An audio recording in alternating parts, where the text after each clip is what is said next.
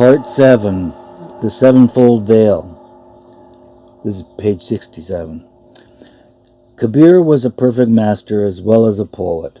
Kabir Wani, his book of poems, is therefore the more unique because of his lucid expositions on God, love for God, the divine path, and illusory creation. Being a perfect master, Kabir has said things as much for the man in the street as for the initiate. He does not hesitate to disclose, both allegorically as well as in plain words, some of the spiritual secrets which, though within the grasp of ordinary man, are yet known only to the spiritually illumined ones, who alone truly understand the deeper meaning underlying most of his sayings. There are yogis, those who practice a systematic course of esoteric knowledge, who can of themselves suspend their physical bodies in mid-air during the time they are in a temporary samadhi, trance. There are some who can bodily walk on water or fly in the air without the aid of external means. And yet all of this is no sign or proof of their having experienced divine love. Weighed on spiritual scales, these miracles have no value whatsoever. In fact, miracle-mongering by the average yogi is not only poles apart from the spiritual path, but is actually a hindrance to the individual's evolution towards spiritual progress. Here we have notes 11 and 12 from the supplement. 11 is titled Different Types of Miracles. Meher Baba has given us an explanation of the difference between the miracles of number one, a savior, avatar. Number two, a perfect master or sadguru. Number three, a pir and a wali, one on the 6th or 5th plane respectively. And number four, those on the lower planes, first, i.e. first, second, third, and fourth planes. In connection with these four types, Meher Baba tells us, 1. The miracles of a savior are of a universal character and are performed when universally necessary. When a savior intends working a miracle, he stations himself for the time being on the 6th, 5th, or 4th plane as demanded by circumstances. When, however, it is desired that the miracles be very forceful, he stations himself for the time being on the 4th plane. Number 2. The miracles of a perfect master, sadguru, are on a very large scale, but they do not cover the whole universe. Like the Savior's miracles, however, they are wrought solely for the spiritual awakening of others. Like the Savior also, the perfect master who intends working a miracle stations himself on the 6th, 5th, or 4th plane for the time being, and for a very forceful miracle, he stations himself for the time being on the 4th plane.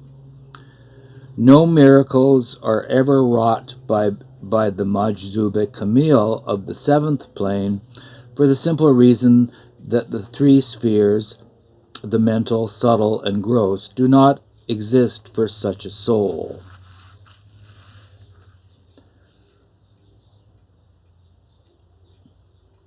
The miracles of a pir or wali are on a limited scale. In fact, they perform no miracles directly. However, such miracles as can be attributed to them are wrought from their mental influence over the thoughts and feelings of others, yielding both spiritual and material benefits. They do not come down to the 4th plane, the plane of almighty spiritual powers.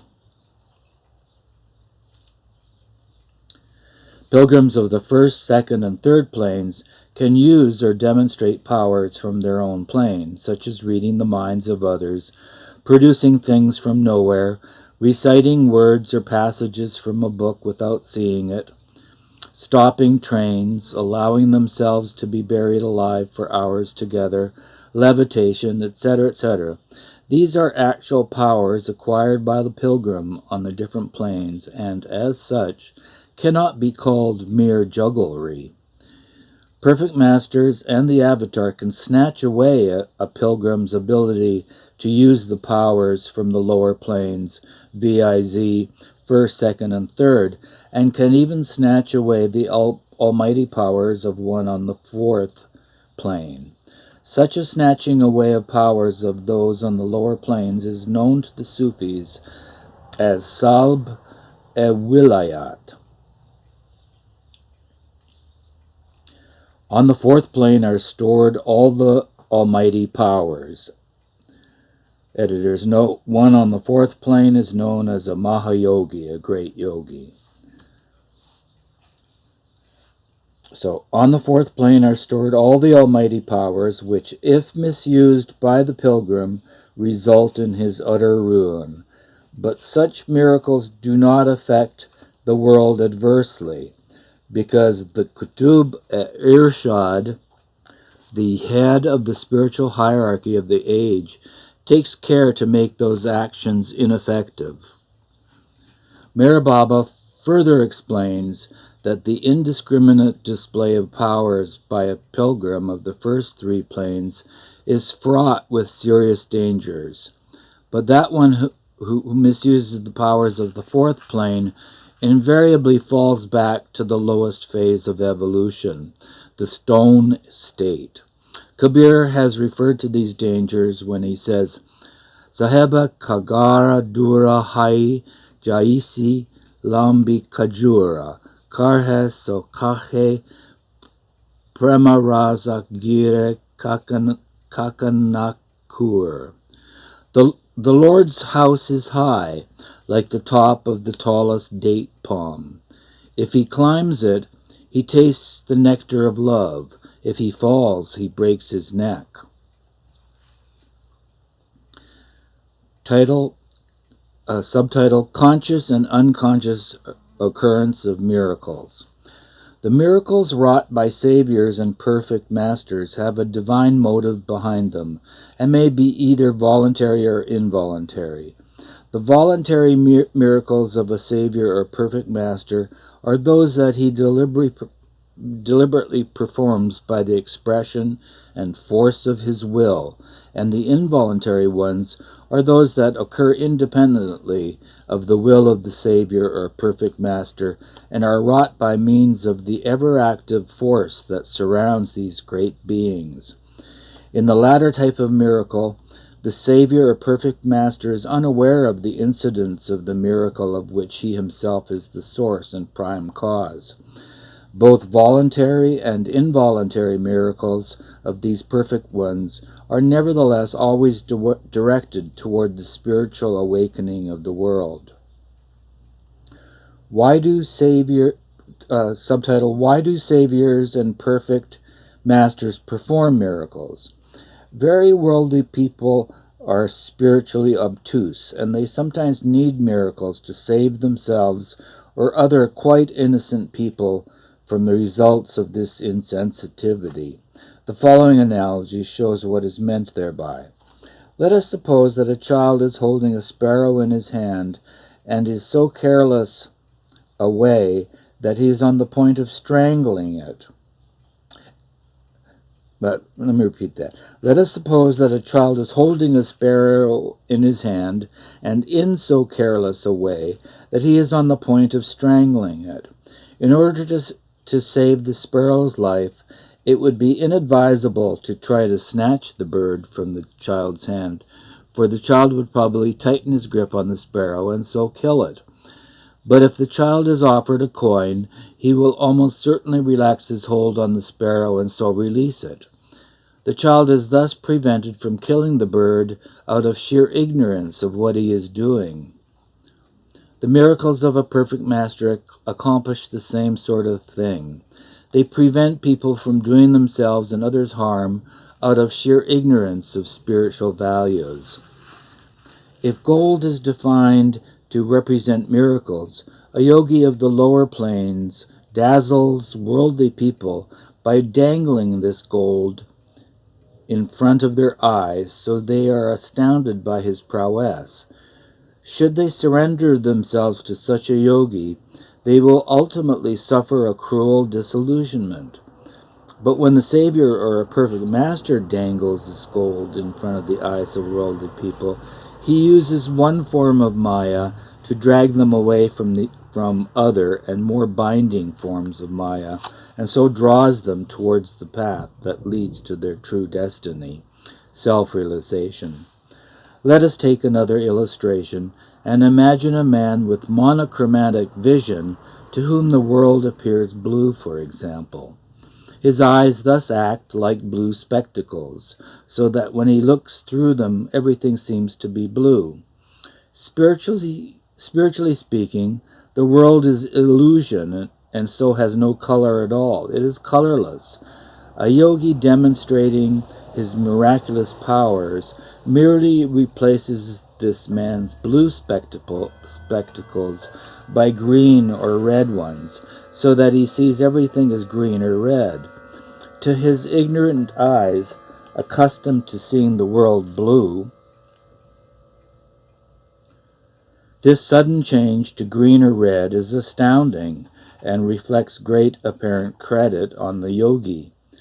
A perfect master, knowing that neither blue nor red nor green is the true color, but that everything is colorless, i.e., nothing, wastes no time in changing spectacles, thereby enabling the man to see the world as it really is, colorless or nothing. The yogi and those lesser masters who are not perfect merely replace one illusion by another. But a perfect master permanently tears away the veil of all illusion and reveals the truth that creation is imaginary and that God alone is real. This working of the perfect master is a slow and painful process that lacks the colorfulness of the yogi's spectacular and misleading method, and it is for this reason that the working of the perfect masters is unfathomable. Subtitle: Who owns the miracles by which miracles are wrought? Who owns the powers by which miracles are wrought? The miraculous powers of a perfect master appear the same as those of a yogi of the fourth plane, but there is this important difference, that the powers of a perfect master are his own, because he is power itself. He has simply to will a thing, and it is done. Be and it was, kun faya kun, refers, according to the Sufis, to the divine manifestation of power. The yogi's powers, however, are not their own, and they have to depend on extraneous sources of power for working miracles. The inherent powers of perfect masters are continually overflowing, and yogis and pilgrims of the lower planes borrow these overflowing powers and work miracles with them. This is quite in consonance with the Sufi belief that walis are the Prophet Muhammad's witnesses, and that all their miracles, like drops oozing from a skin filled with honey, are derived from him. Endorsed by Orthodox Muslims, this belief is limited in scope, however, because it is applied only to the personality of the Prophet Muhammad. Its universal applicability is at once suggested, though, by the Sufi belief that from the beginning there has been only one Rasul who appears from time to time in different countries under different names. Illuminating this point still further, Meher Baba has explained, in Fanafila, the Majzub state, there are no miracles, direct or indirect. In divine junction, parentheses, Turiya Avastha or Mukame Furutat, the Jivan Mukta, Azad and Mutlak, has no duty and performs no miracles, But there is always a possibility of miracles happening through the Jivan Mukta without his being aware of it. The agents or pilgrims of the lower planes very often borrow his powers and work miracles with them, but the powers of the Jivan Mukta are not in any way lessened thereby.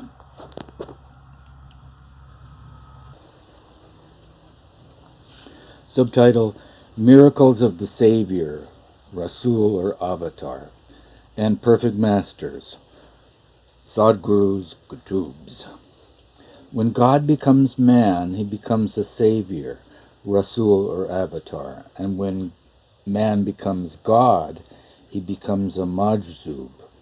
And if he has duty to perform to humanity, he traverses the second and third divine journeys and becomes a perfect master, Sadguru. Both the Savior and the perfect master are spiritually perfect, because both are one with God, and although both have a duty towards humanity, that of the Savior is of a special kind. The Sufis say that the relationship Qurbat with God differs in the Savior and the perfect master, and they refer to them as Qurb e Farayiz, involuntary necessary nearness, and Qurb e Nawafil, voluntary nearness, respectively.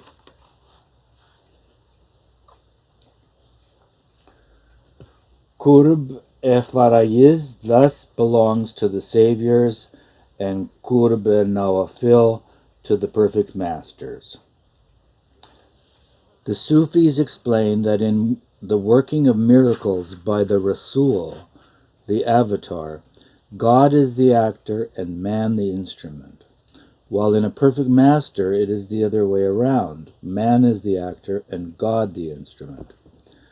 The famous incident of the Prophet Muhammad throwing a handful of dust at the enemy in the Battle of Badr and thereby routing them is an example of a savior working a miracle. Although to all appearances it was Muhammad as a man who threw the dust, in reality it was God as Muhammad who threw the dust, and Muhammad as a man who routed the enemy. A miracle such as this is therefore an illustration of Qurb e Farayiz. The miracles performed by perfect masters are, however, illustrations of Qurb e Nawafil, of which the miracle of Shamsi Tabriz, that of raising the dead to life, is a good example. When Shams uttered the words, Kum bi iznillah, arise in the name of God, the prince did not come to life. But when he said, Kum bi izni, arise in my name, the prince at once came to life. Here Shamsi Tabriz as man gave the order, and God as Shamsi Tabriz clothed himself with the attribute of himself, in this case with the attribute of life, and so restored the prince to life. In Qurb e Nawafil, man is the actor and God the instrument. Let us for a moment discuss the difference in the attitude of East and West towards miracles.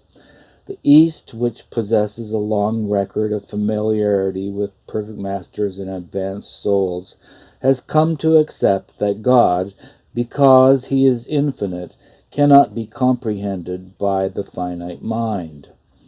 The East knows that human intellect, which is limited in scope, has its use only up to a certain stage in tackling metaphysical problems.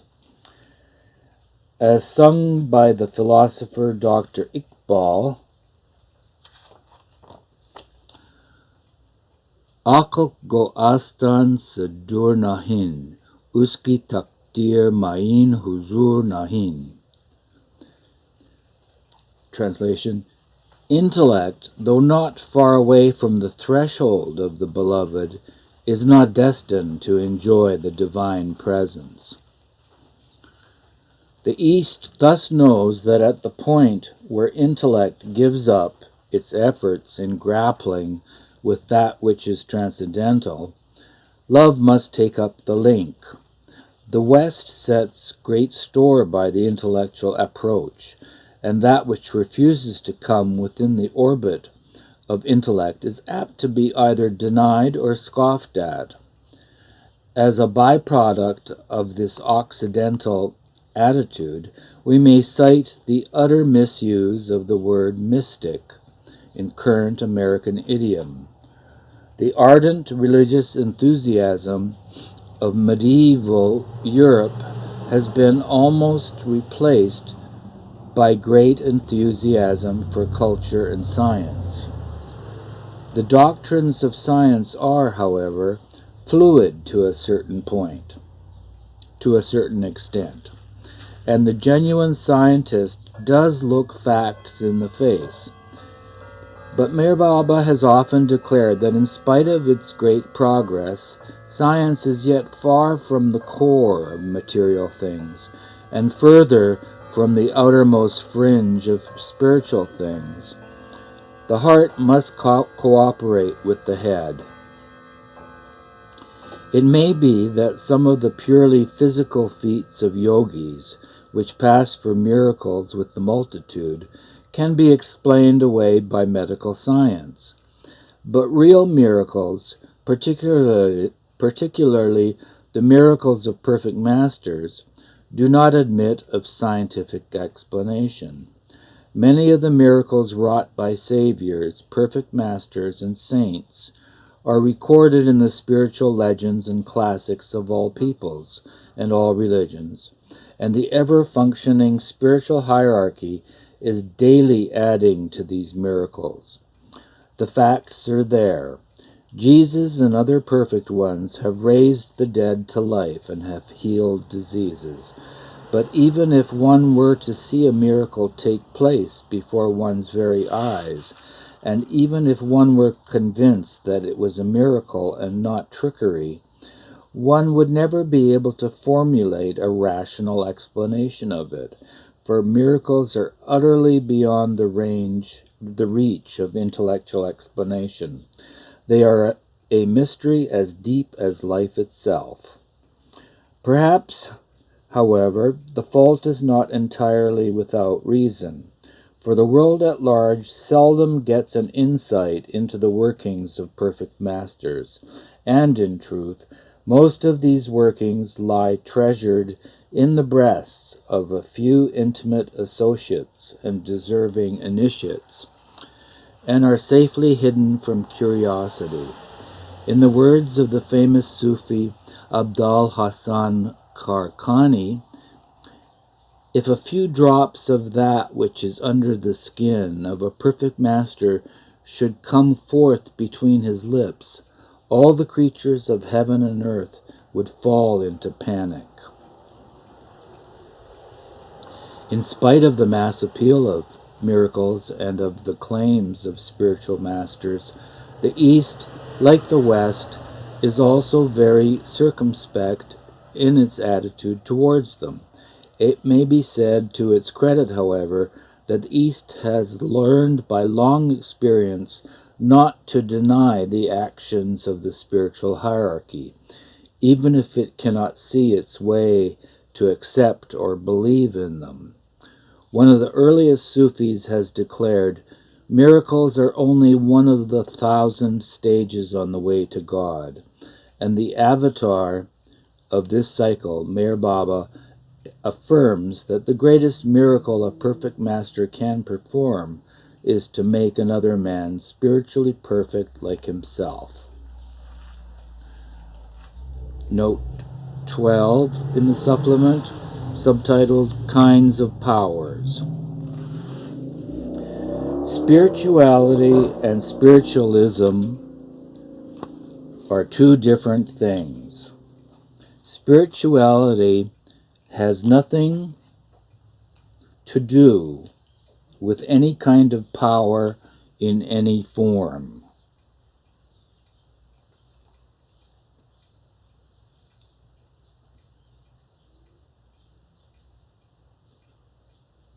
Spirituality is the path of love for God and obedience and surrender to the perfect Master. As one travels the path, one comes across powers on the planes of consciousness. Those on the planes, from first to fourth, are sometimes tempted to demonstrate these powers. There are three kinds of powers. Number 1, the divine powers of the fourth plane. Number 2, the occult powers of the first three planes of consciousness. These are called the mystic powers. Number 3, other occult powers. Number 1, the divine powers of the fourth plane are the almighty powers of God. They are the source of all powers, whether mystic or other occult powers. The mystic and other occult powers are infinitely insignificant in comparison with the divine powers. The divine powers remain always the same, because God is always one and the same.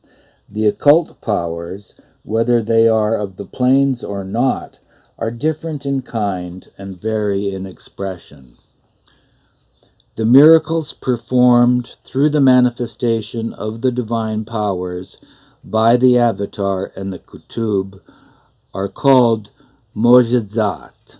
These are performed for the good of all, on a limited scale by the Kutub and on a universal scale by the Avatar.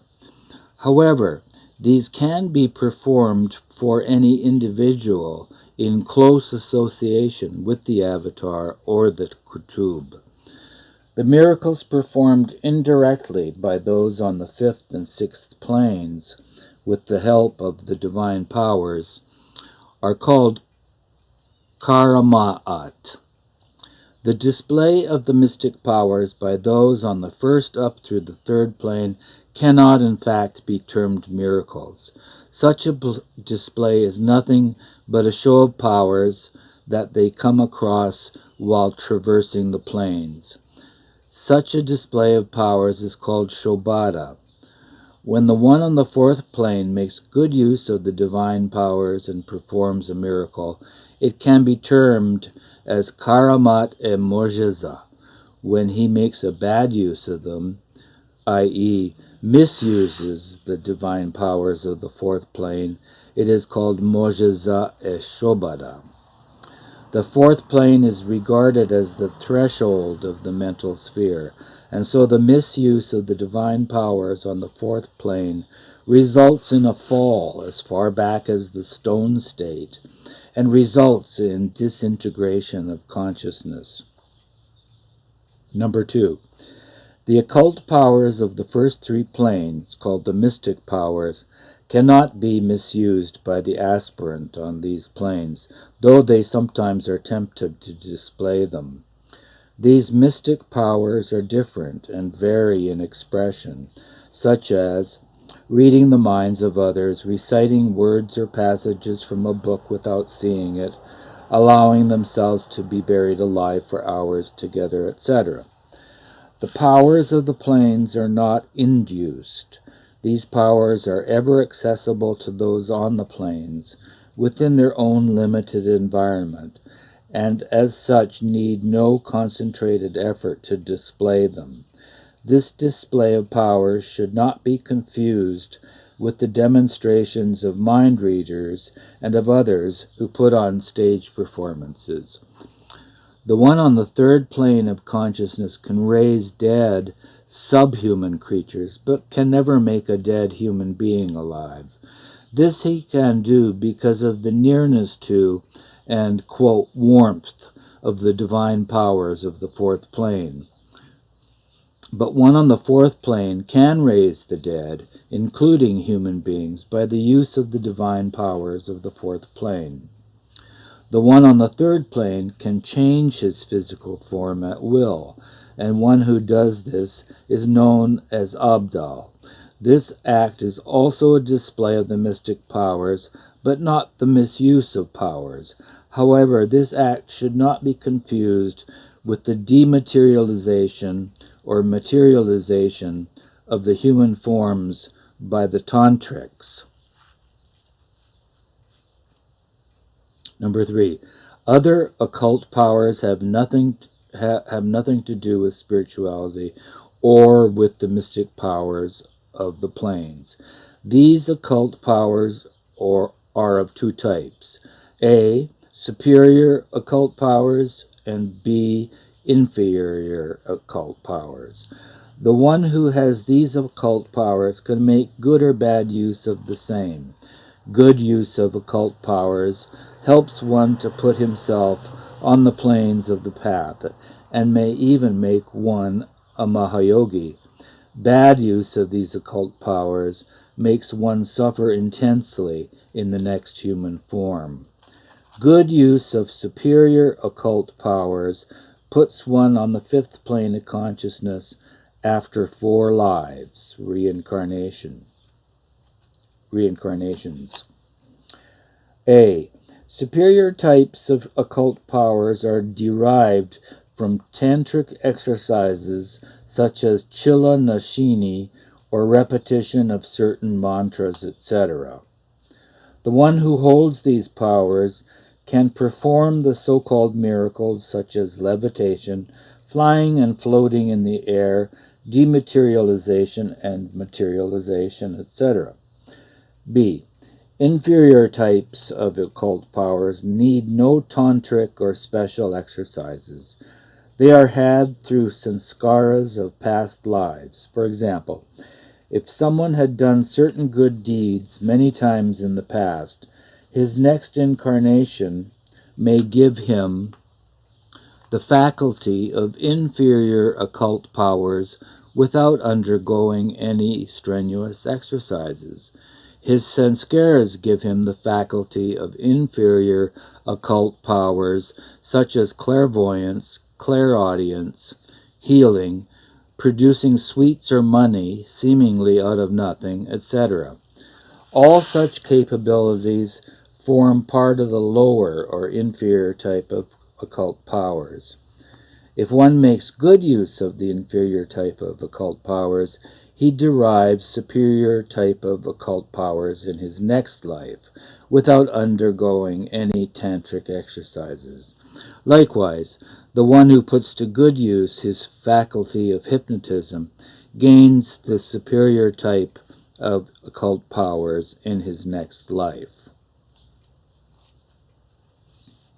Back to the main body of the text. So we'll just repeat the last sentence. In fact, miracle mongering by the average yogi is not only poles apart from the spiritual path, but is actually a hindrance to the individual's evolution towards spiritual progress. The following incident in the life of a Hindu master shows the disregard in which it is held by perfect masters, who are truth personified. The master was one day by the river's edge waiting for one of the little ferry boats that take passengers across the stream for the diminutive fare of 1 anna.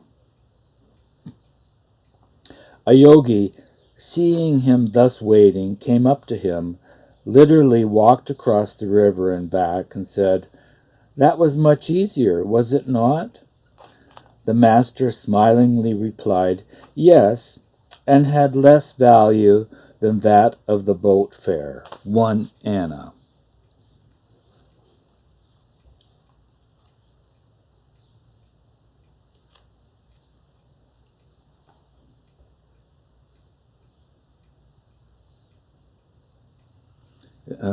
In the glossary, an anna is a small coin, 1/16 of a rupee.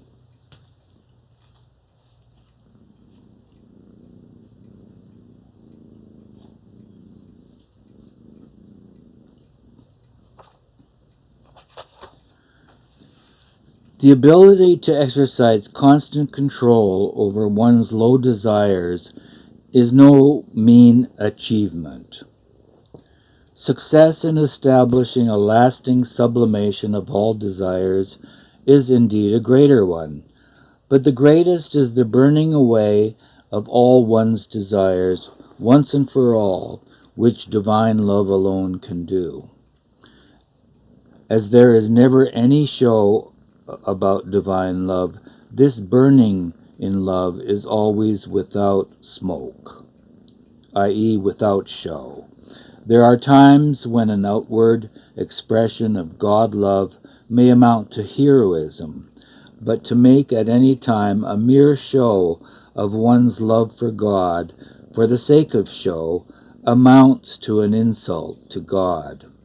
That is why Kabir says that in the act of meditation, when one assumes an asana posture to meditate upon God, one should at that time learn to avoid making any display, such as the swaying motion of one's body, even if it is only for one's own gratification. And here we have notes 13 and 14 of the supplement.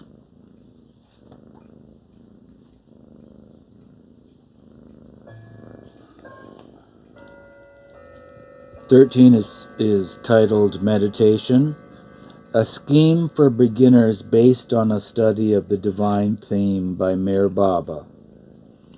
Meditation has often been misunderstood as being a mechanical process of forcing the mind upon some idea or object. It is therefore only natural that most people should find great difficulty in their attempts to coerce the mind in a particular direction or to pin it down to one particular thing. Any purely mechanical handling of the mind is not only irksome, but is ultimately bound to be unsuccessful. The first principle which the aspirant should therefore remember is that the mind can be controlled and directed in meditation only according to the laws inherent in the makeup of the mind itself, and not by the application of any feats of simple willpower. Many people who do not technically meditate are often found to be deeply and intensely engrossed in systematic and clear thinking about some practical problem or theoretical subject.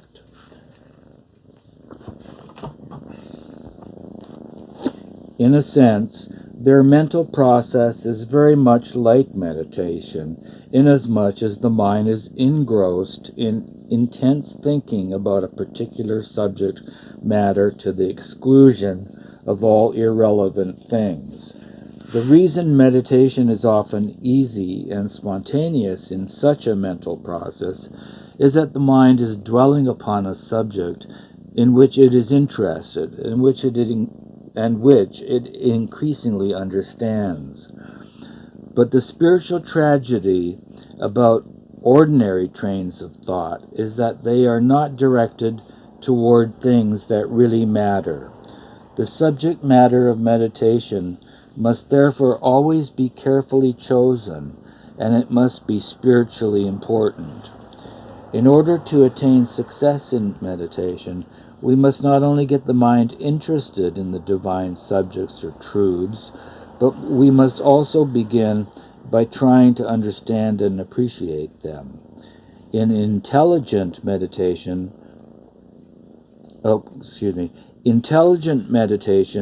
is a natural process of the mind, which avoids the monotonous rigidity and regularity of mechanical meditation.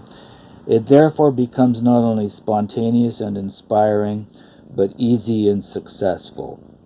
Since intelligent meditation consists in thorough thinking about a particular subject, it follows that the best way to meditate would be to make a brief and clear exposition of an appropriate subject. For this purpose, there could be nothing better than the divine theme with its charts, which is reproduced in the following section. The process of meditation which Meher Baba recommends has 3 stages. In the first stage, The aspirant will read through the divine theme daily, studying the charts also, and thinking about it thoroughly as he does so. In the second stage, when the aspirant has the entire subject at his fingertips, actual reading becomes unnecessary, but the subject matter of the exposition will be mentally reviewed with the help of the charts when necessary. Number 3. In the third stage, which will develop naturally out of the second, it will be quite unnecessary for the mind to review the words or thoughts in the exposition separately and consecutively, or even to refer to the facts, and all discursive thinking about the subject matter will come to an end. At this stage of meditation, the mind will no longer be occupied with any trains of thought, but will have a clear understanding of the sublime truths expressed in the exposition.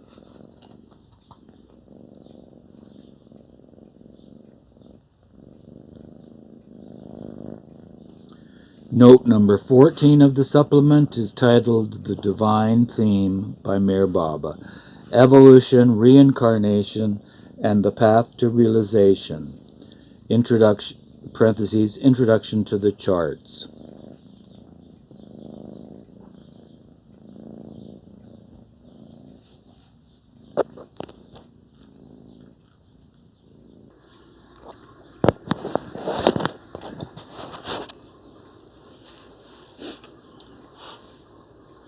A soul becomes perfect, asterisk, see chart 9, quote, a soul becomes, quote, the soul. So, a soul becomes perfect after passing through evolution, reincarnation, and the process of realization. To gain full consciousness, it gets increasing sanskaras in the process of evolution, till in the human form it gets full consciousness as well as all the gross sanskaras. In the process of reincarnation, this soul retains its full consciousness and exchanges, i.e., alternatingly experiences, the diverse sanskaras in itself, and in the process of realization, this soul retains its full consciousness, but its sanskaras become fainter and fainter till they all disappear and only consciousness remains. While becoming faint, gross sanskaras become subtle sanskaras. Subtle sanskaras become mental sanskaras, and finally they all disappear. Up to the human form, the winding process of sanskaras becomes stronger and stronger in the process of evolution. In the human form, in the process of reincarnation, the winding retains its full strength. But in the process of realization, the sanskaras gradually unwind themselves till in the God state they are completely unwound. God, the Oversoul, alone is real. Nothing exists but God. The different souls are in the Oversoul and one with it. The processes of evolution, reincarnation, and realization are all necessary in order to enable the soul to gain self-consciousness. In the process of winding, sanskaras become instrumental for the evolution of consciousness, though they also give sanskaric bindings. And in the process of unwinding, sanskaric attachments are annihilated, though the consciousness which has been gained is fully retained. In the process of the winding of sanskaras, the soul goes through 7 stages of descent, and in the process of unwinding, the soul goes through 7 stages of ascent. But the phenomena of descent as well as ascent are both illusory. The soul is everywhere and indivisibly infinite, and it does not move or descend or ascend. The souls of all men and women, of all nationalities, castes, and creeds are really one, and their experiences of good and evil, of fighting and helping, of waging wars and living in peace, are all a part of illusion and delusion, because all these experiences are gained through bodies and minds, which in themselves are nothing. Before the world of forms and duality came into existence, there was nothing but God, i.e., an indivisible and boundless ocean of power, knowledge, and bliss. But this ocean was unconscious of itself. Picture to yourself this ocean as absolutely still and calm, unconscious of its power, knowledge, and bliss, and unconscious that it is the ocean. The billions of drops which are in the ocean do not have any consciousness. They do not know that they are drops, nor that they are in the ocean, nor that they are a part of the ocean. This represents the original state of reality. This original state of reality comes to be disturbed by an urge to know itself. This urge was always latent in the ocean, and when it begins to express itself, it endows the drops with individuality. When this urge makes the still water move, there immediately spring up numerous bubbles or forms around the drops, and it is these bubbles which give individuality to the drops. The bubbles do not and cannot actually divide the indivisible ocean. They cannot separate the drop from the ocean. They merely give to these drops a feeling of separateness or limited individuality. Now let us study the life of one drop soul through its different stages. Owing to the arising of the bubble, the drop soul, which was completely unconscious, is invested with individuality or a feeling of separateness, as well as with very slight consciousness. This consciousness, which has sprung up in the drop soul, is not of itself nor of the ocean, but it is of the bubble or the form, which in itself is nothing. This imperfect bubble at this stage is represented by the form of a stone. After some time, this bubble or form bursts, and there springs up in its place another bubble or form. Now, when a bubble bursts, two things happen. There is an increase in consciousness, and there is an increase in consciousness, and two, there is a twist or consolidation of impressions or sanskaras accumulated during the life of the previous bubble. The consciousness of the drop soul has now slightly increased, but the drop soul is still conscious only of this new bubble or form, and not of itself nor of the ocean. This new bubble is represented by the form of the metal.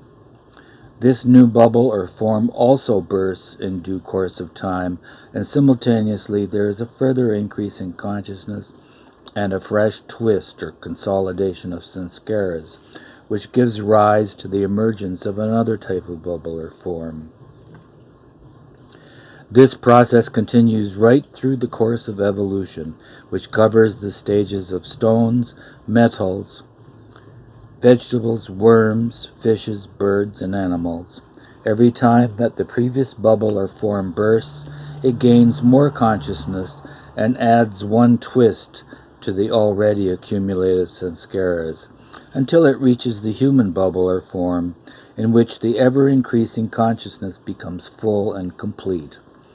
The process of the winding up of sanskaras consists of these regular twists, and it is these twists which keep the consciousness, gained by the drop soul, directed and fixed towards the bubble or the form instead of towards its real self, even when consciousness is fully developed in the human form. On gaining the human form, the second process begins. This process is that of reincarnation. At this point, the process of the winding up of sanskaras comes to an end. The drop soul takes numerous human forms one by one, and these forms are exactly 84 lakhs in number.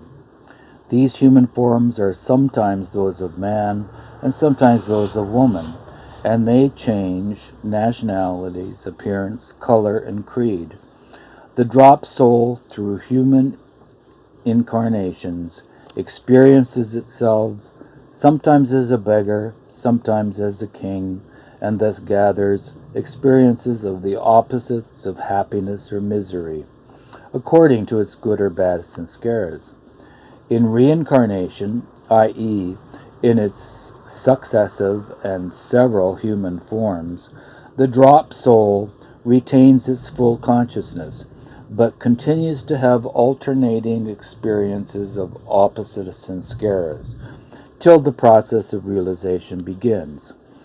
And during this process of realization, the sanskaras get unwound. In reincarnations, there is a spending up of sanskaras, but this spending up is quite different from the unwinding of the sanskaras, which takes place during the process of realization.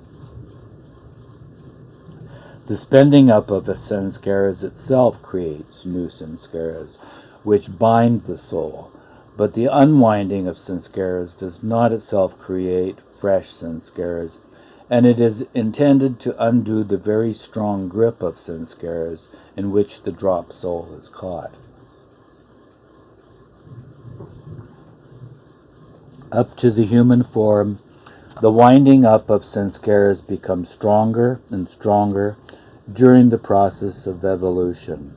In the human forms of reincarnation, the winding continues to operate as a limiting factor, but with every change of the human bubble or form, the tight twists gained during the process of winding get loosened through 84 lakhs of shakings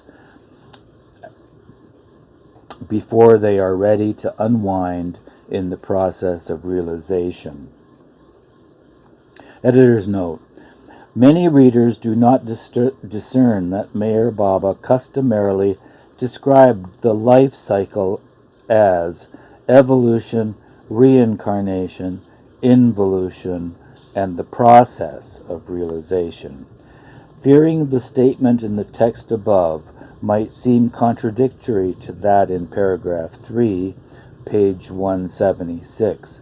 We asked Erich B. Jesawala for clarification. He replied, once one is on the planes of consciousness, the reincarnation process may be said to have come to its fag end.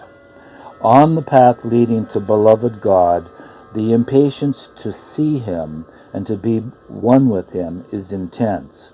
Such reincarnations as are necessary, due to impressions burdening the consciousness, seem almost nil when compared to 84 lakhs of shakings. Now begins the third process of realization, which is a process of ascent. Here the drop soul undergoes the gradual unwinding of the sanskaras. Let me just go back to page 176, paragraph 3 that Erich was talking about.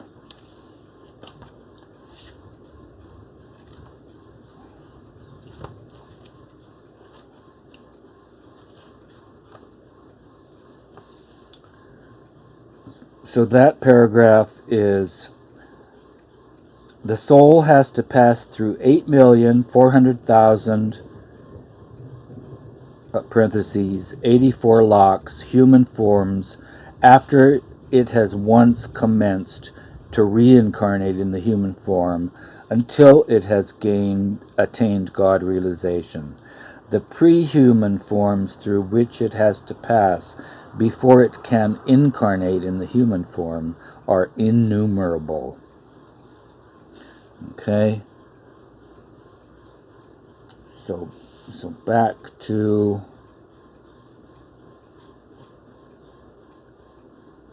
back to the divine theme. Now begins the third process of realization, which is a process of ascent. Here the drop soul undergoes the gradual unwinding of the sanskaras.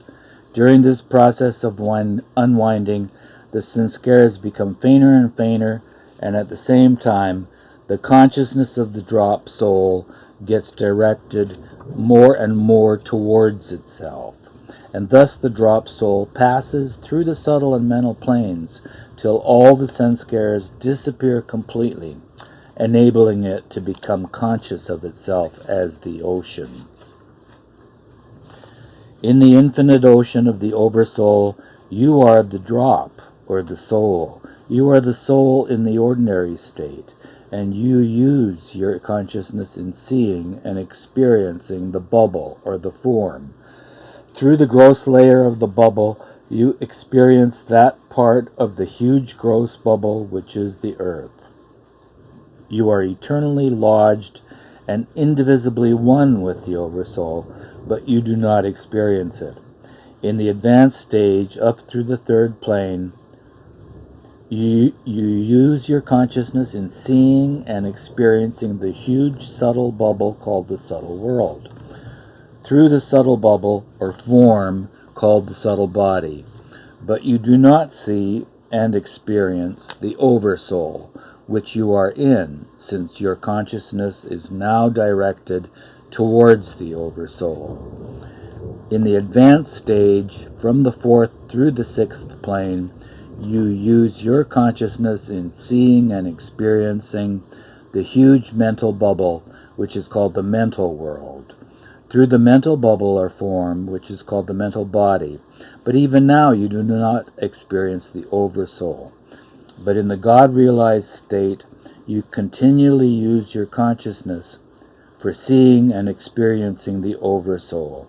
And then all the forms are known as being nothing but bubbles. So now picture yourself as the soul drop, lodged in the Oversoul, behind 5 layers after the gross body. You, the soul drop, are now looking at the gross body and through it at the gross world. When you look at the second layer and through it, the first layer will appear to you as nothing but a layer only, and thus, looking behind each layer, you will find all these layers as only your shadow covers. And finally, when you, i.e. the drop soul, look at and get merged in the Oversoul, you realize that only you were real, and all that you were seeing and experiencing till now was your own shadow and nothing else.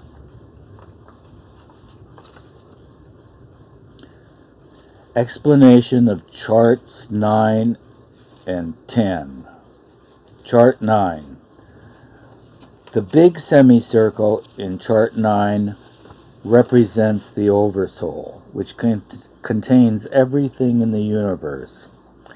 The life of a single individual soul is depicted in the 3 main stages of evolution, reincarnation, and the process of realization. S stands for the individual soul. Before attaining the human form, it goes through 7 stages of each of the following kinds of existence: VIZ, stone, metal, vegetable, worm, fish, bird, and animal. At the 7th stage, i.e., just before entering a new kind of existence, you will note a pictorial representation of a twist or a knot, which stands for a consolidation of previously acquired sanskaras.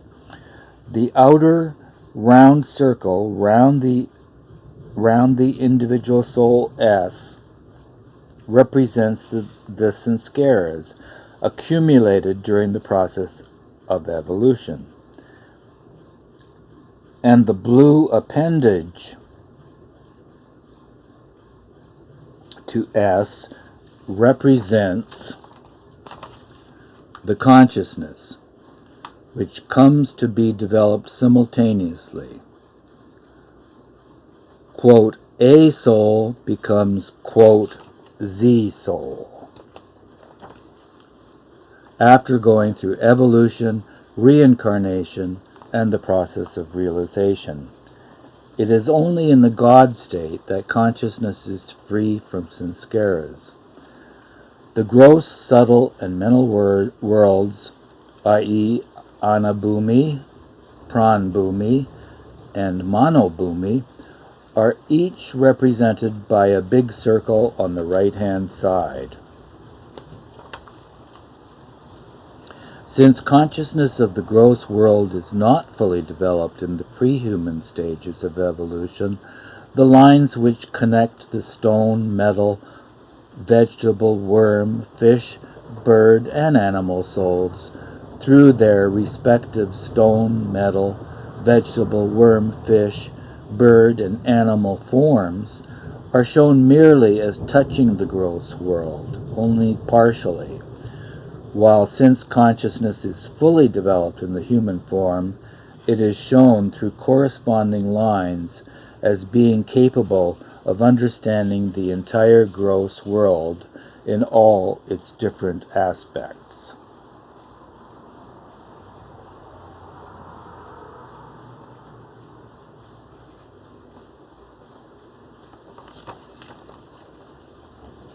In the process of reincarnations, the soul may take a male or female form, and it may belong to any nationality, creed, or religion.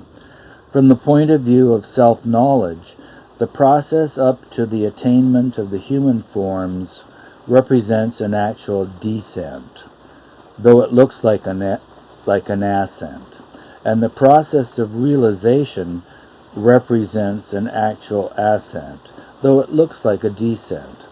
And these two processes are respectively represented by a line representing descent of winding knots of sanskaras, which goes up from the stone stage to the gross world, and by a line representing ascent of unwinding knots of sanskaras, which comes down from the gross world to the God state.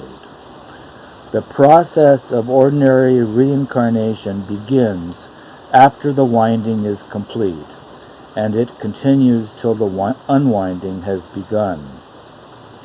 In the process of realization, advanced souls from the first through the third planes are conscious only of the subtle world through their subtle bodies.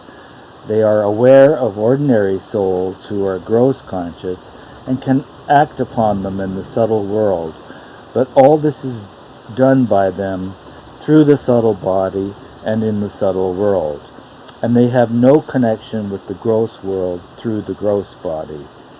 In the same way, advanced souls from the fourth through the sixth planes are aware of gross conscious as well as subtle conscious souls, but they act upon them in the mental world through the mental body, and they have no connection with the gross world through the gross body, nor with the subtle world through the subtle body. Therefore, the lines in the chart connect the subtle conscious souls only with the subtle world, and the corresponding lines connect the mental conscious souls only with the mental world. In the God state, in which all the sanskaras are unwound, consciousness is turned only to God. This is the state of Majzub et Kamil, who have no connection with the gross, nor the subtle, nor the mental worlds. But a few who enjoy the God state also come down and regain the consciousness of the entire creation. These are the souls of the masters. The soul of the master is represented by 7 concentric colored rings. Editor's note: for their significance, see Chart 10. The following points, which have been brought out by connecting lines, should be carefully noted. The master's soul, one. The master's soul is connected with God beyond, which is the Vidnyan, or the resting place of the masters. 2. It is connected with the God state. And 3. It is not only connected with all the three worlds, but all the souls, whether they are mental conscious, subtle conscious, or reincarnating human beings who are gross conscious, or souls who are in the pre-human evolutionary stage. Chart 10. Chart 10 brings out the details pertaining to the process of evolution, up to the human form, and the process of realization up to the state of God-realized being. The innermost small circle, which is referred to by S, represents the individual soul. The soul is shown as having an increasing number of circles around itself up to the human stage, and it is shown as retaining all these circles later on. The second circle, which is next to the soul, represents consciousness, which goes on increasing up to the human form, but afterwards it remains constant.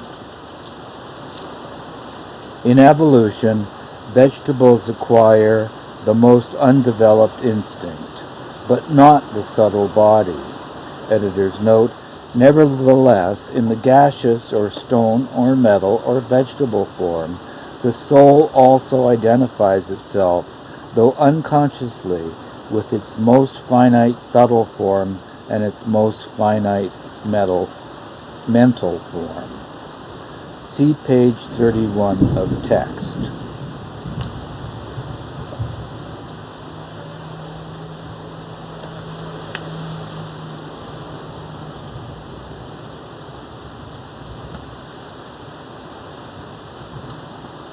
So page 31 goes back to part 4, Reincarnation and the Impressionless Equipoise of Consciousness is the title. During the course of evolution of its consciousness, the soul, Atma, while consciously identifying itself with varied, finite gross forms, was also simultaneously, though unconsciously, identifying itself with its finite subtle form and its finite mental form, which associated with the soul in compact, homogeneous, unconscious alliance throughout the entire course of evolution of consciousness, right from the first urge. Although the soul frequently and consciously dissociated itself from the finite gross forms, which acted as media to experience the impressions gained in the course of evolving greater and higher consciousness, the soul could never dissociate itself, consciously or unconsciously, directly or indirectly, from its finite subtle form and its finite mental form. On the contrary, while the soul dissociated its identification with any one medium of finite gross form, it was the unconscious association of soul with its finite subtle form that fortified the soul, parentheses, now without any gross medium, with finite energy, parentheses, the driving force, to give a tendency to the consciousness of the soul towards identifying itself with the next medium of the next finite gross form, in order to experience the impressions of the last dissociated finite gross form, retained and reflected by the finite mental form of this soul.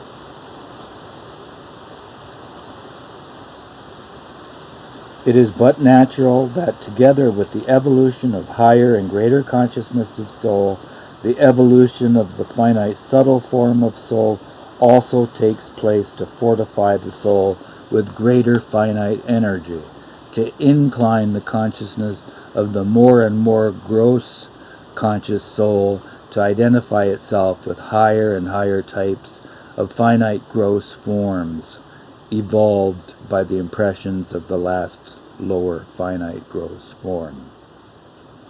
Similarly, the evolution of the finite mental form of the soul also takes place simultaneously to accommodate, retain, and reflect the increasingly innumerable varied impressions gained and gathered by the evolution of greater and greater consciousness of the soul.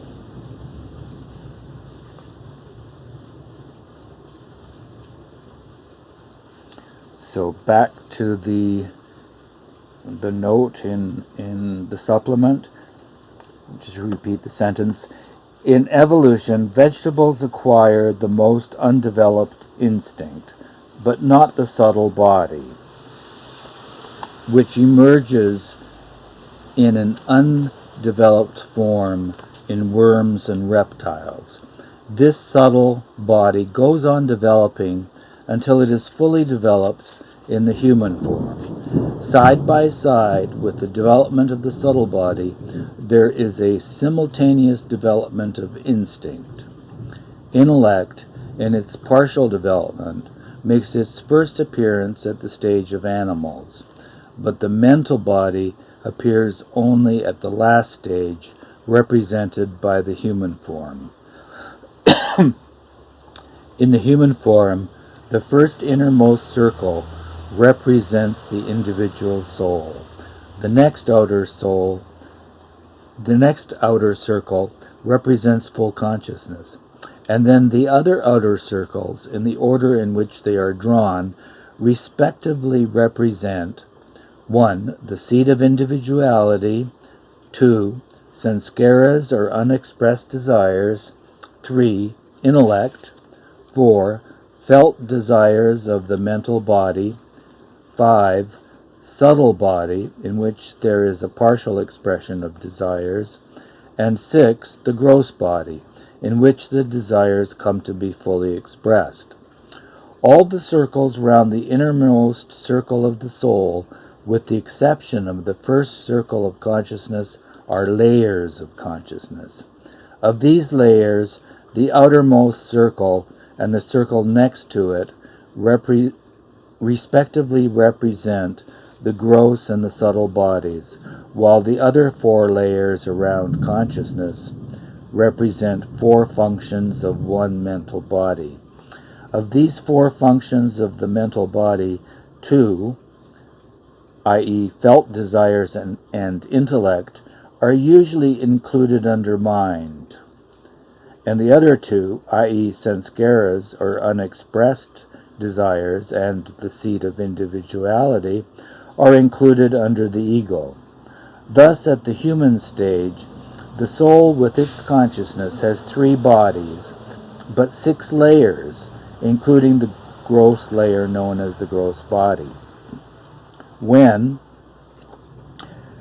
parentheses, after reincarnations, the human soul launches upon the process of realization, intellect is replaced by inspiration, which finds its expression from the 1st to the 3rd plane, and from the 4th to the 6th plane. This inspiration is transformed into illumination. The colored rings or concentric circles represent the soul of a God-realized person, with all the vehicles at its disposal. In respect to this diagram, the following points should be carefully noted. The 3 outer rings respectively represent the gross, subtle, and the mental bodies. We find all these bodies also in ordinary human beings. 2. In the God-realized person, there has emerged a new spiritual body known as the universal body, or Mahakarana Sharir, which is the seat of the universal mind. Just as water is contained in a cup, the universal mind may be said to be contained in the universal body. Therefore, though the universal body and the universal mind are represented by 2 different circles, they are inseparable from each other. The universal mind of the Master, which works through his universal body, is in direct contact with the mental bodies of all the individual souls in creation, and it can, through these mental bodies, bring about any changes in the mental, subtle, or gross worlds. Though the Master has a mental body like ordinary humans, he always works only through his universal mind. 3. In the Master's soul, the limited ego of the human stage is transmuted into the unlimited ego, i.e., the feeling of separateness and narrow individuality is replaced by the realization of the unlimited, indivisible, and all-comprehensive existence. 4. The soul of the Master is endowed with infinite consciousness. The full consciousness at the human stage does not reveal or express the infinity of the soul, owing to the limitations of sanskaras. But in the God-realized person, this full consciousness is not limited by any sanskaras, and therefore it reveals or expresses the infinity of the soul.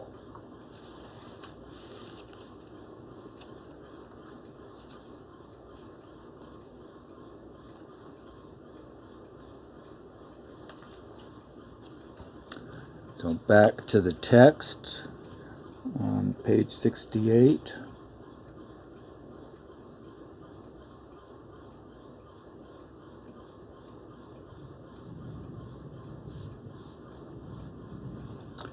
We'll just reread the sentence that we left off with, a couple sentences. There are times when an outward expression of God love may amount to heroism, but to make at any time a mere show of one's love for God, for the sake of show, amounts to an insult to God.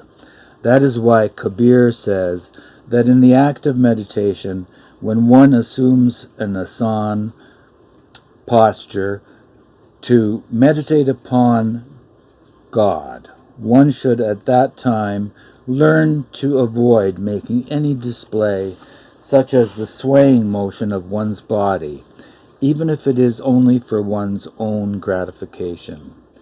As compared with dreams, the physical life is indeed a reality. Similarly, compared with the reality of the path, the world and all worldly life is vacant dreaming on the part of man. But as the world and all its experiences are illusory, so is the spiritual path that leads to reality. The former may be termed false illusion, and the latter real illusion. Nevertheless, despite the vast difference between them, they are both illusions, for God alone is the only reality.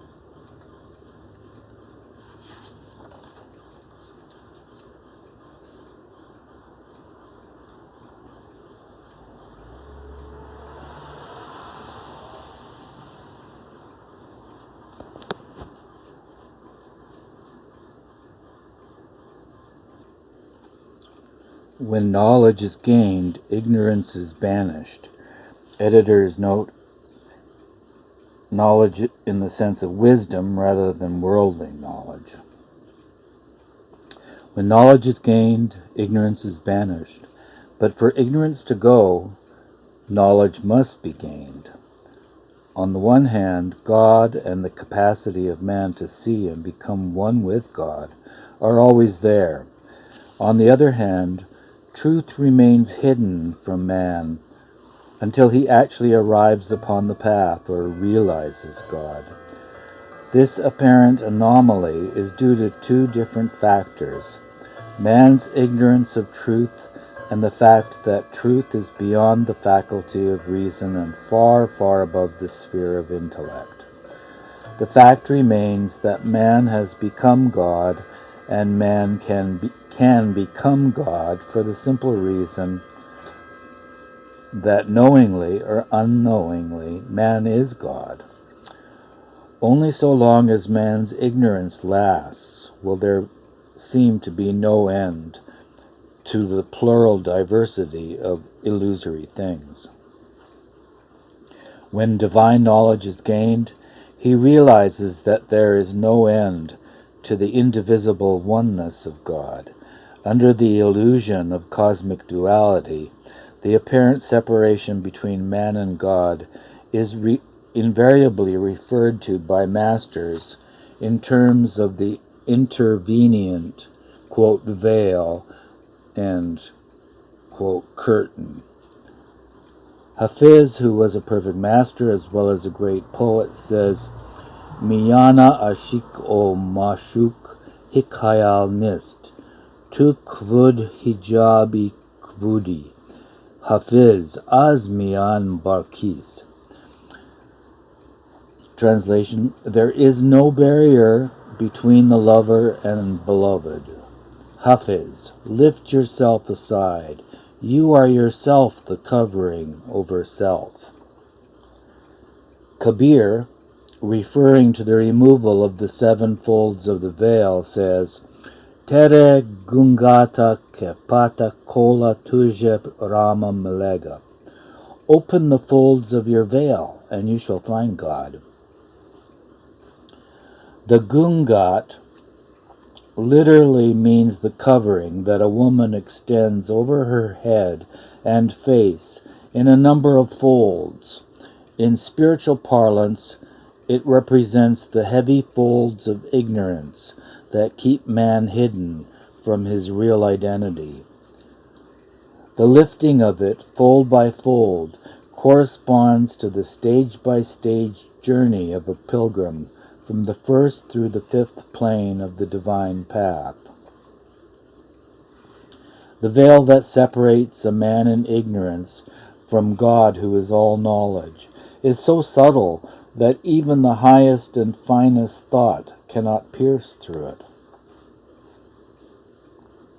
This veil consists of 7 folds of 7 different deep colors. Each fold is tied with a separate knot. Thus there are 7 knots to the 7 folds. The 7 colors represent the 7 root desires, corresponding to the 7 fundamental impressions, i.e., lust, greed, anger, etc., connected with the 7 openings of sensation in the face. VIZ, number 1, mouth. Number 2, right nostril. Number 3, left nostril. Number 4, right ear. Number 5, left ear. Number 6, right eye. Number 7, left eye. In reality, and as the only reality, the soul is always God, without beginning and without end. False illusion begins with the descent of the soul in 7 material stages, and real illusion ends with the ascent of the soul to the 7th spiritual plane. God is a macrocosm, God is a microcosm, and God is also always beyond both. Knowingly, man is body and man is mind, but unknowingly, as in deep sleep, man is also beyond both. Analogically, it is true that man is made in the image of God. The top of his head represents the Vidyan Bhumika, Arsh-e-Allah, the highest spiritual state, or the seat of Brahman. The forehead corresponds to the entrance to divinity. The center of the forehead, just above the 2 external eyes, is the seat of the inner or 3rd eye.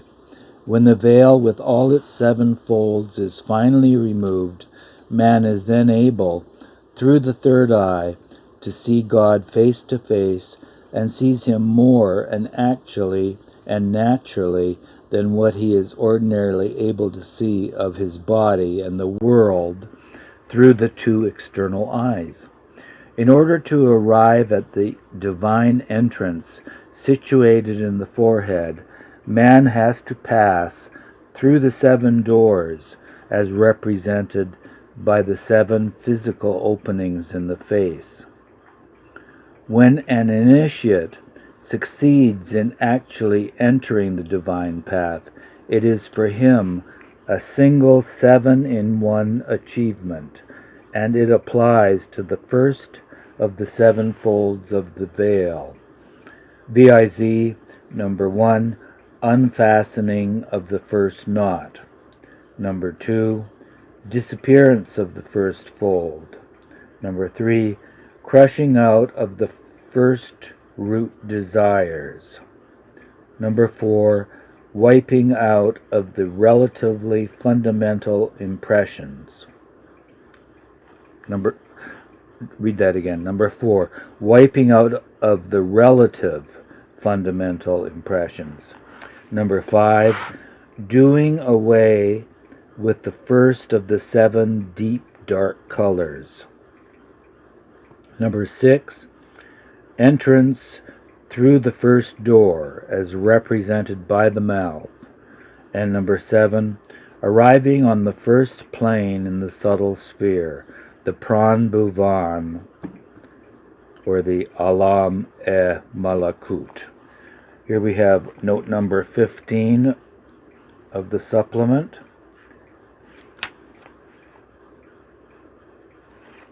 And it's titled, The 5 Spheres Described by Meher Baba. Meher Baba says there are 5 spheres. Number 1, gross. Number 2, subtle. Number 3, mental.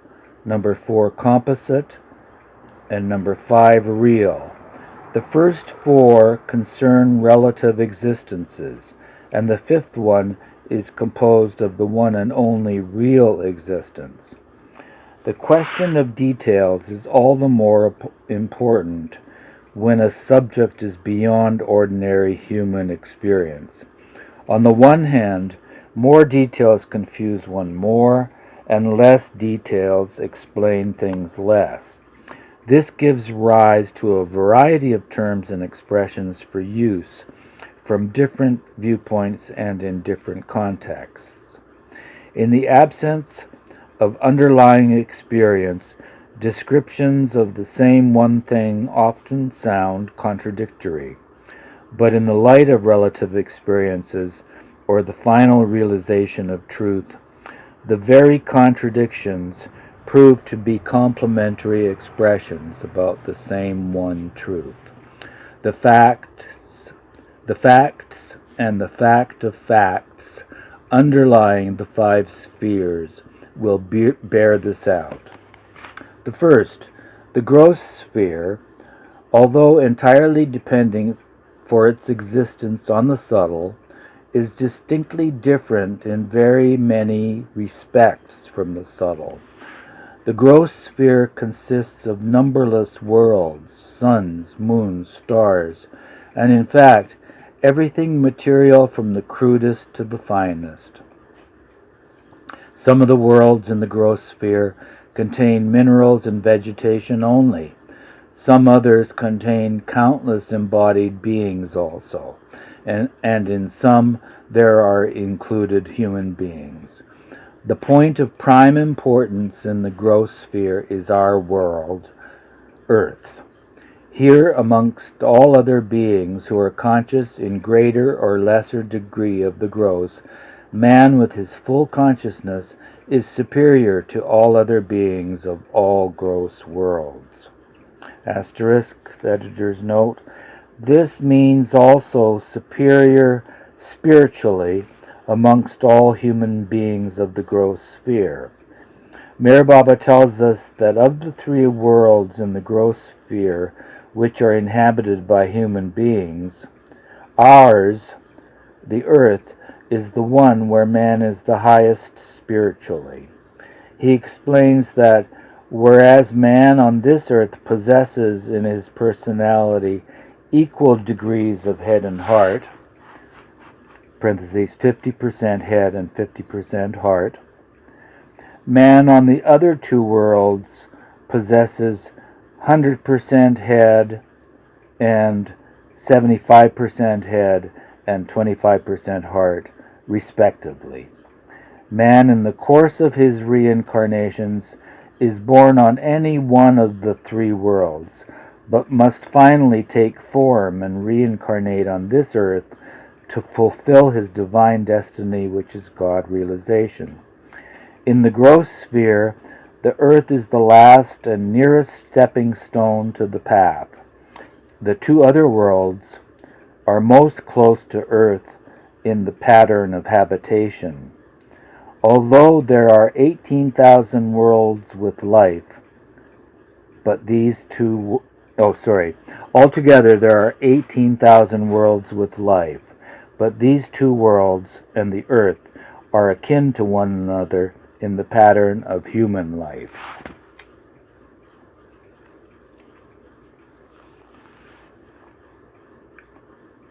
Back to the text. Just repeat the last sentence. Here, amongst all other beings who are conscious in greater or lesser degree of the gross, man with his full consciousness is superior to all other beings of all gross worlds. But until man here awakens to the subtle, his full consciousness remains fully occupied with the gross, even when he reads and thinks of spiritual subjects such as the one discussed here. The second, the subtle sphere, is the sphere of energy, and although it is divided into 7 divisions, it is one world by itself. Its subsistence depends upon the mental sphere, but it exists entirely independent of the gross sphere. In the parlance of time and space, the domain of the gross sphere, with its infinite space comprising universes of innumerable suns, planets, and worlds, including our Earth, is but a speck as compared with the subtle sphere. The path of self-realization, the tariqat of the Sufis, and the Adhyatmik Marga of the Vedantas consists of 7 planes, mukams or sthans, is the one and only bridge between the first sphere of the gross and the 5th, the real sphere.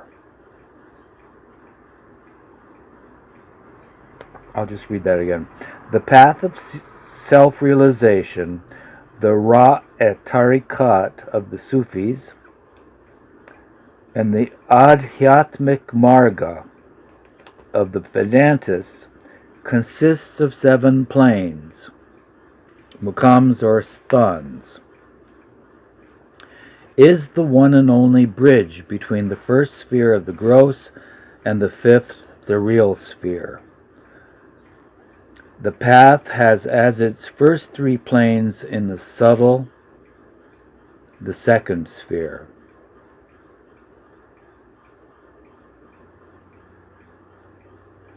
The subtle sphere, through its energy, its angels, and above all, through man's partial and full subtle consciousness, human consciousness partly or fully freed from the gross, in the gross,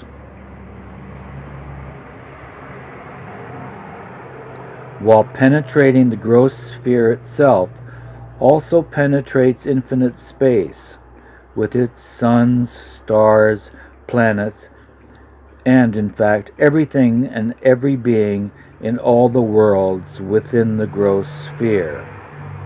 The unlimited diversity and intensity of subtle sights, sounds, feelings, and powers have no parallel in the gross sphere, save energy which becomes limited within the bounds of the gross, and human consciousness which is surrounded by gross limitations.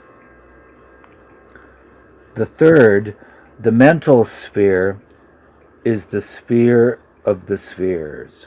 It is absolutely independent of both the subtle and gross spheres and is independently sustained by divinity. The mental sphere is the very abode of mind, individual, collective, and universal.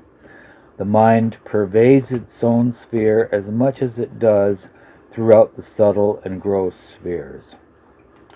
This sphere of the mind includes everything relating to intellect, intuition, insight, and illumination. Herein are also contained the loftier planes of the path, the fifth and the sixth. The fourth plane is but a junction between the third in the subtle sphere and the fifth in the mental sphere. Nevertheless, the mental sphere does not and cannot touch the real sphere, as nothing can touch it save its own reality, conscious of itself in the eternal I am God state of God. The fourth, the composite sphere, is the most named and the least understood one. It is composed of 21 subspheres, and as such it is both a sphere and not a sphere by itself. The 21 connecting links are made up of 7 subgross and subsubtle spheres between the gross and the subtle spheres, 7 subsubtle and submental spheres between the subtle and the mental spheres, and 7 submental and sub-supramental spheres between the mental sphere and the real sphere. The peculiar nature and position of the composite sphere could be grasped more easily through either of the following tables. Table 1 has 1 gross, 2 subtle, 3 mental, 5 real, and in between the gross and subtle is 7 lower. Between subtle and mental is 7 middle, and between mental and real 7 higher, and all this is composite. Number 4.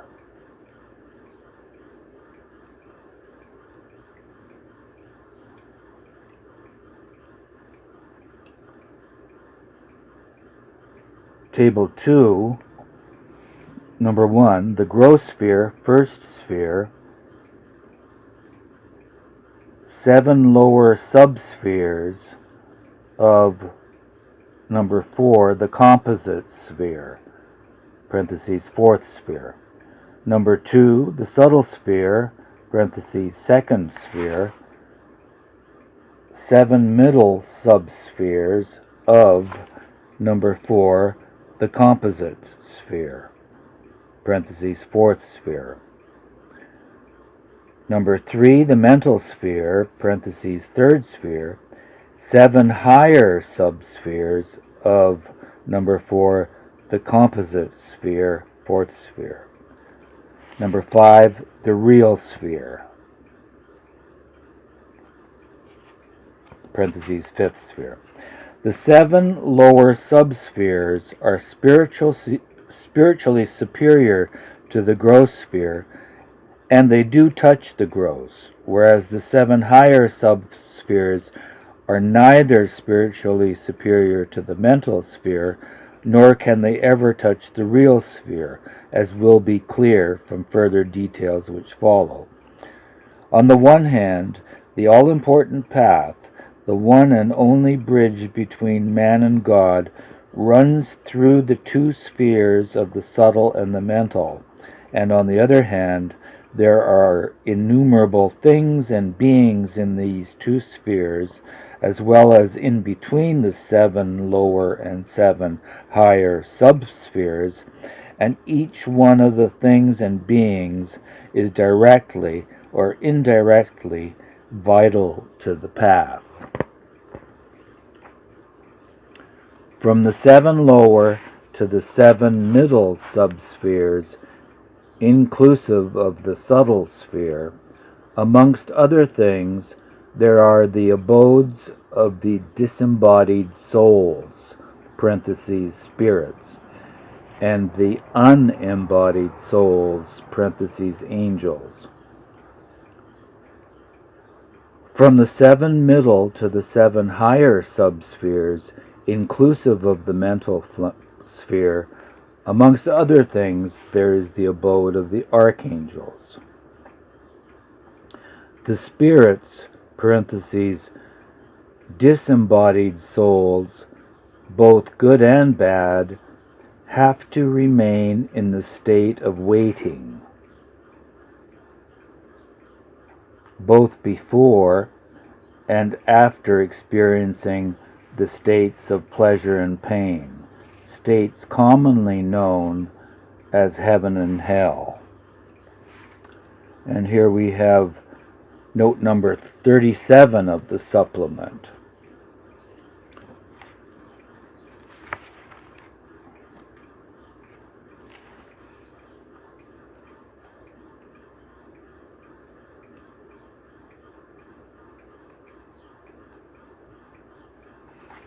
And it's titled The World of the Astral. There is no astral world as such. The astral world is not a portion of the subtle world. However, in between the gross and the subtle worlds, there are 7 sheaths which form the so-called world of the astral, and this serves as a link between these two worlds. A gross conscious soul may be said to have an astral body, which links the gross with the subtle. The astral may be called the imprint of the subtle over the gross, which imprint is neither gross nor subtle. In sleep, in the ordinary dream state, one experiences the impressions of the gross world with the subtle body subconsciously, and not with the astral body. All experiences in the world of the astral, experienced through the medium of the astral body, are as insignificant as dreams. After disembodiment, the soul experiences the world of the astral in the astral body. This may be said to be the astral journey of the soul. When the soul gets embodied, the astral body is shed, and with the new gross body, it gets a fresh astral body. But as long as it does not get embodied, its subtle and mental bodies undergo the experiences of the state of heaven or hell through the medium of the astral body, in accordance with the impressions that were accumulated while it was in an embodied state. The spiritual path begins only with the involution of consciousness, when the soul begins to experience the first plane of the subtle world, and not when it just has access to the astral phenomena from the gross world. At the stage when the soul experiences fully the first plane of the subtle world, the astral sheath that linked the subtle with the gross is snapped for good.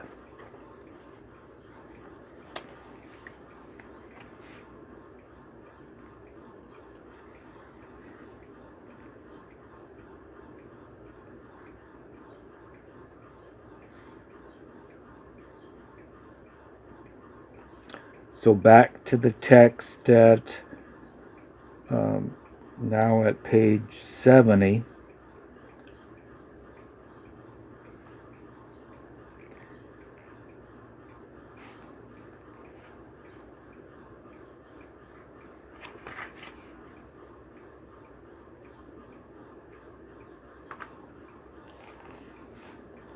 In dreams, an ordinary man is able to make partial use of his subtle body with subtle consciousness, but only in respect to gross experience and concerning only gross objects. Just as he experiences the gross world with full gross consciousness through his gross body, so the initiate on the first plane begins to experience the subtle world with subtle consciousness through his subtle body. If the initiate is able to proceed further and manages to maintain progress, he continues in the subtle sphere up to the fourth plane. This progress involves the second and third successive single 7-in-1 achievements that parallel the sevenfold results achieved in the first. This passing through the second and third doors, representing by the right and left nostrils, brings a still greater intensification of the real illusion, i.e., higher consciousness of the path. After going through the second door, the initiate realizes even more the wonderful things of the subtle world, and at the same time begins to run the risk of being lost in the maze of wonderment. The mystical enchantments of the path beyond the third door are still greater, and so also are the chances of becoming spellbound by them. Just as those with gross consciousness take the gross sphere and its illusory experiences to be real, so the pilgrims in the subtle sphere, while absorbed in the wonder of the plane on which they are, may mistake it for the ultimate reality. Hence, a pilgrim often gets stuck on a plane, deluded by its raptures into accepting it as the goal, until a perfect master, or even mental conscious souls, help him by pushing him on to the next plane. The fourth 7-in-1 achievement is a double achievement because at one and the same time, number one, the fourth and fifth knots are unfastened. Number two, the fourth and fifth folds disappear. Number three, the fourth and fifth root desires are crushed. Number four, the fourth and fifth deep dark colors vanish. Number five, the fourth and fifth relative fundamental impressions are wiped out. Number six, the fourth and fifth doors, as represented by the right and left ears, are passed through. And number seven, the pilgrim arrives on the highest plane of the subtle sphere, the fourth plane. As said before, the fourth plane is the plane of spiritual splendor and of divine powers. Parentheses, Anwar o Tajaliyat, or cities. Pilgrims advance this far can, among other things, even raise the dead. They run a very grave risk of misusing these powers, thereby inviting disaster, and only a very few can independently cross these dizzy heights safely without the aid of a perfect master. It is of them that Hafiz says, Darasitan ajanan, Azman biyandish, Kaz auj isar, Bulandi ufti bikak ipasti. On the threshold of the beloved, beware of the allurements of the heavens, lest you bring about your fall from the heights of progress and greatness to the depths of degradation and ruin. In such case, a man is not only deprived of the spiritual progress he has made on the path, but is thrown back from the position that he had achieved through physiological evolution to the state of the stone form.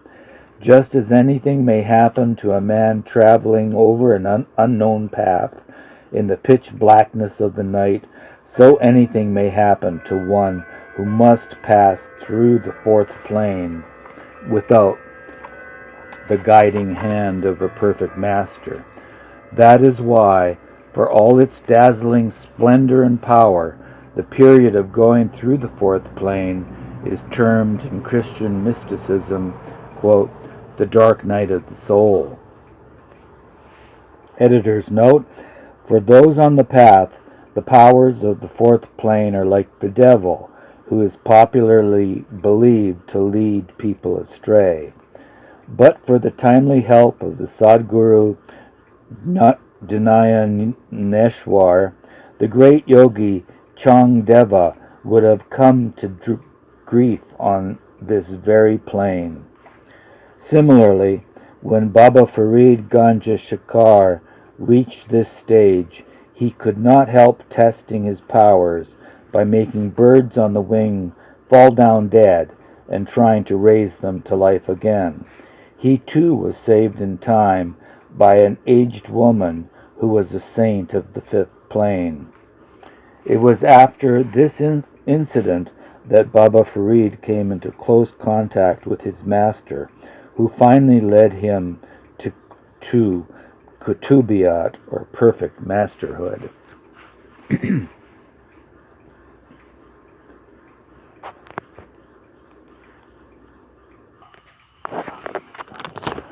If the advanced pilgrim is at all able to resist the allurements and treacheries of the dark night of the soul, he enters the mental sphere, Mano Bhuvan, or the Alam et Jabrut, by the fifth and final double 7-in-1 achievement, which occurs on the same lines as the fourth.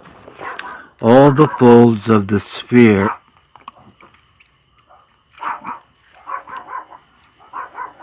All the folds of the veil are removed, together with the relative knots, desires, colors, and impressions. The sixth and seventh doors, as represented by the right and left eyes, are crossed, and the fifth plane of light and love is reached. Those who have safely arrived on the fifth plane are the Wali Allah, literally meaning friends of God. Their inner sight, or the third eye, is now fully developed, but even though all the 7 folds of the veil have disappeared, the veil itself is still there. The pilgrim is therefore not yet face to face with God and cannot see the beloved. Because of their pure love for God, unadulterated by the false ego, the position of these pilgrims on the fifth plane is secure, and there is no possibility of retrogression. Without any harm to themselves, they can and do give, consciously or unconsciously, immense help to others in the subtle and gross spheres.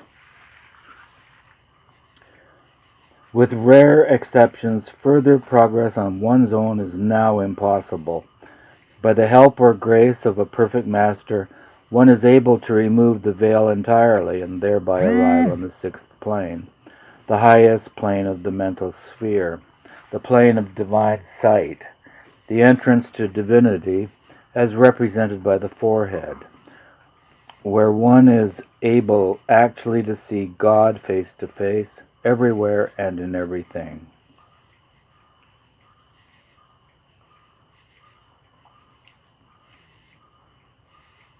This is known as conviction by sight.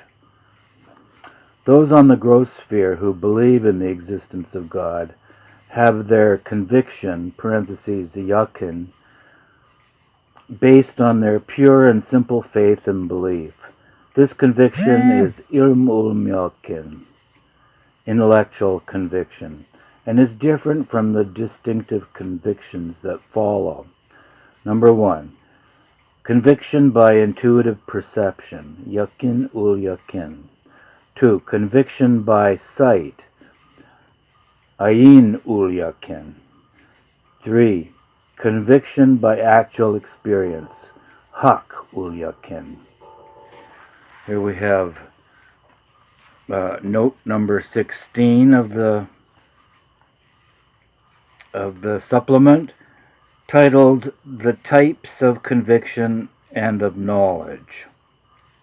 According to the Sufis, the spiritual life consists of 4 stages, and man's life on earth in all its aspects is but a preparation, conscious or unconscious, for the ever-unfolding realms of knowledge and illumination that lead to God realization. These 4 stages are Shariat, Dharma Shastra, Tariqat, Adhyatma Marga, Hakikat, parentheses, God realization, or aikya, and marafat hakikat, parentheses, gnosis, or satyanubhuti.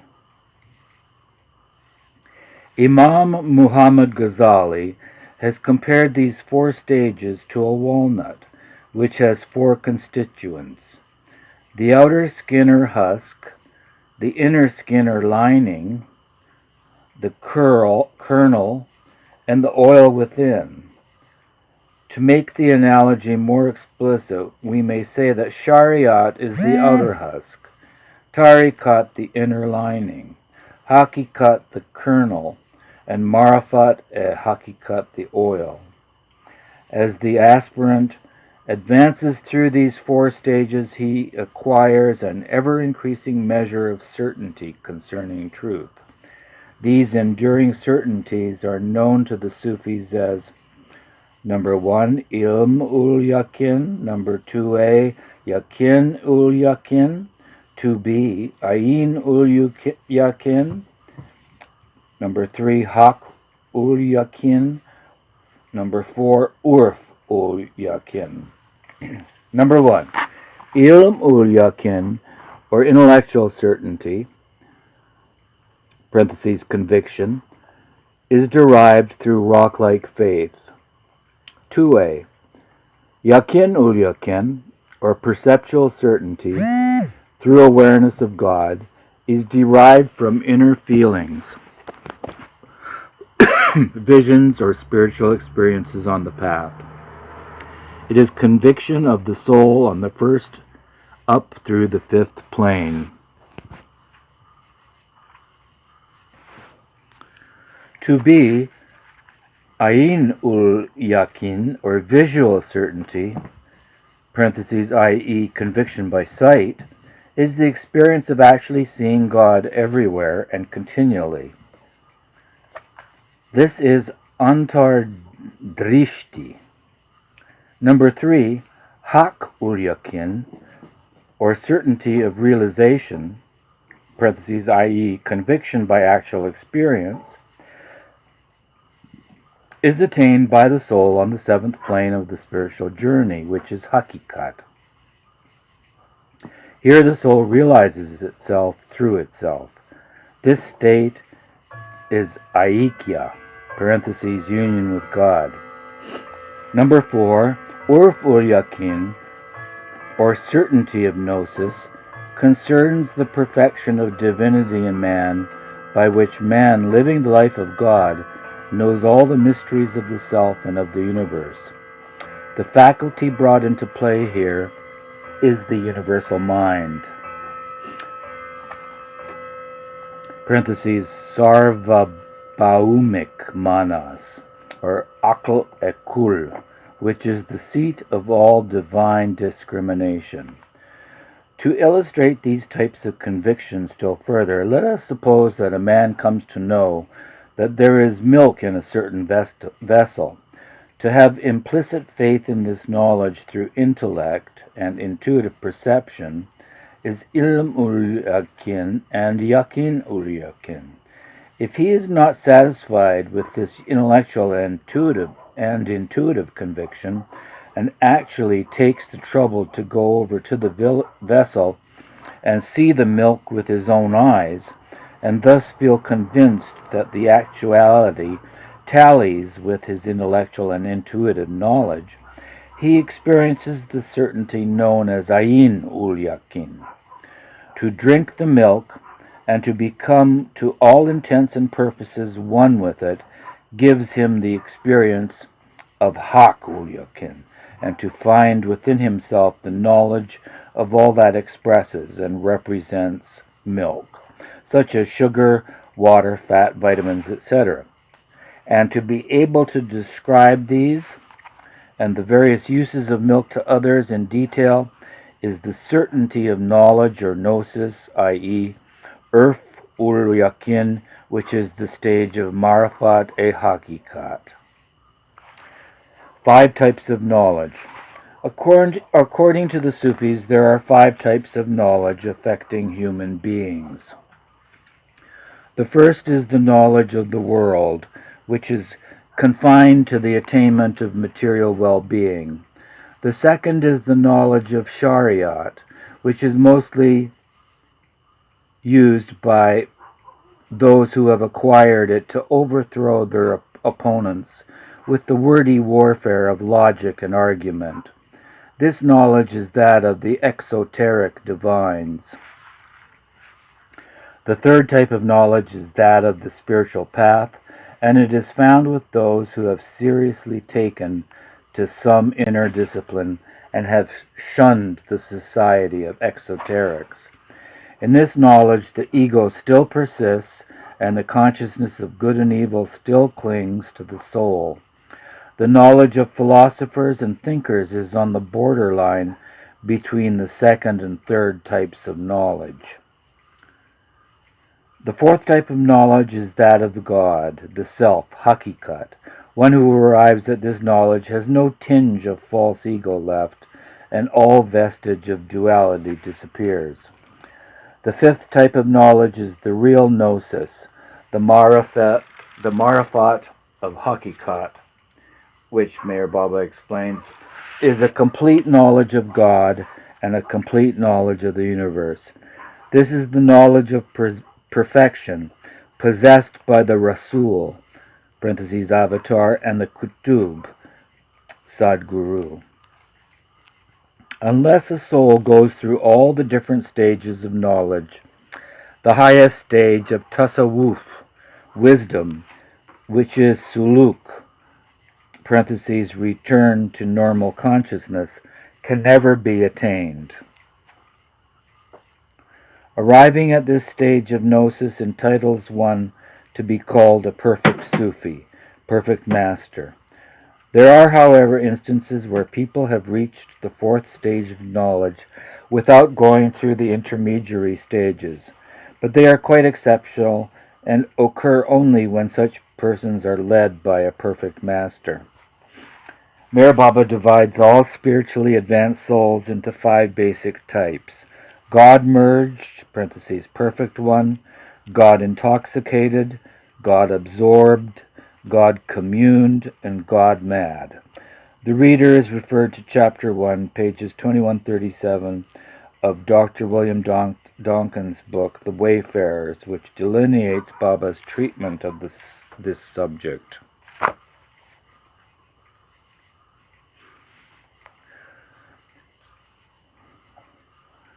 So back to the sevenfold veil chapter or part. Those on the path up through the fifth plane know there is God with a definite intuitive certainty. Yakin uls yakin. Their conviction is based on sure knowledge. Those on the sixth plane see God everywhere. Theirs is conviction by actual sight. Those on the seventh plane, having become one with God, have conviction by actual experience. The highly advanced pilgrim on the sixth plane is still within the domain of duality. Although face to face with God, the seer and the seen remain separated by a deep, fathomless valley, which can be spanned only by the touch of a perfect master. Whereas the first 5 achievements are possible for man to obtain independently, the actual removal of the veil on the fifth plane is usually accomplished by the grace of a perfect master's guidance. The jump from illusion of the sixth plane to reality on the seventh plane is, however, impossible on one's own and entirely dependent upon the direct touch of a perfect one or a perfect master, Sadguru. On the seventh plane, the plane of infinite knowledge, power, and bliss, the individual merges into God and becomes God, a perfect one for all time and beyond all time. It is then immaterial whether the physical body remains or drops. As a rule, the gross shell falls within a short time after realization. But in some cases, the physical body holds on for a long time. These God-realized ones are known as Majzub or Brahmi Bhoots. Again, only by the direct and personal help of a perfect master does one, from among those God-realized ones, return to the level of ordinary man, regaining consciousness of all the spheres, gross, subtle, and mental, yet retaining at the same time full God consciousness. He is then the man-God, the perfect master, Sadguru or Kutub. Where there is light, darkness is no more. Where there is knowledge, ignorance is absent. And as the folds, the veil, and the valley of separation are all in the domain of ignorance, a perfect master, who is the sun of all knowledge, can, in the twinkling of an eye, impart God realization to anyone he chooses. Asterisk, editor's note, see also Meher Baba, The Fabric of the Universe, beams from Meher Baba on the Spiritual Panorama, pages 13 to 15. And also see Meher Baba, The Ways to the Path and Its States and Stages, from Listen Humanity, narrated and edited Don Stevens.